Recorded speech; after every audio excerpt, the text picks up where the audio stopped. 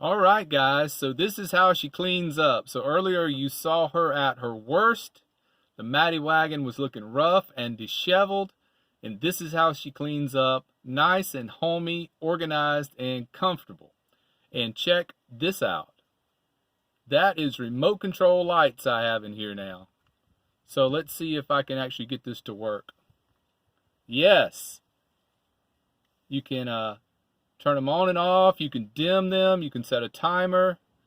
Get these on Amazon. They're not paying me a dime. Just look for USB rechargeable light bars with remote, and they usually come in a 3-pack for about 25 to 30 bucks. This is the best add-on in quite a while. And I have all my lights that I put in that are USB on this side, and then I have, well, you can't really see them, it's too bright, my lights that came with the van that run off this little button on the dash. You know, when you buy a cargo van, they come down the center. Well, I moved them all over to one side because I wanted as much headroom as possible in here. And someone asked me, what's those little buttons? That's magnets that hold up the Reflectix, and it's taped around the edges with aluminum foil tape.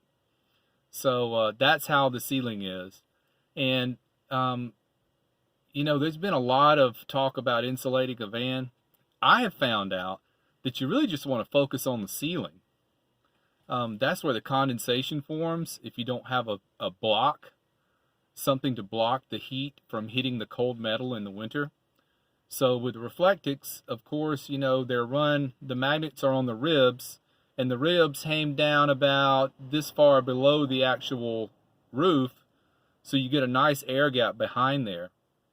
And it actually works. You can really tell it in the summer when without it, it would be too hot to even touch the metal, you know. And with the Reflectix, it's nice and cool to the touch. So focus mainly on your roof when you're dealing with combating hot weather.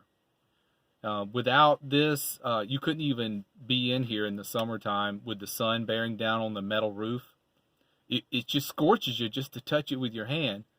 But with the Reflectix, you know, the heat, that gap behind the Reflectix, about this much, you know, it blocks it. So that's one of the main things to deal with, is focus on the ceiling. It's so easy to heat a van. You know, the buddy heater is not as bad as a lot of people have said. Even I've said it seems to be a damp heat. Well, something's happened this winter. I've noticed that it's not so bad. I don't know if I just got kind of a dirty batch of propane, because I remember last winter it actually had a kind of a annoying aroma to it, and it was damp. So far with the propane I bought this year, I've only used almost a bottle, and one of the green bottles, and it's just drier. I don't know, and you don't smell it anymore.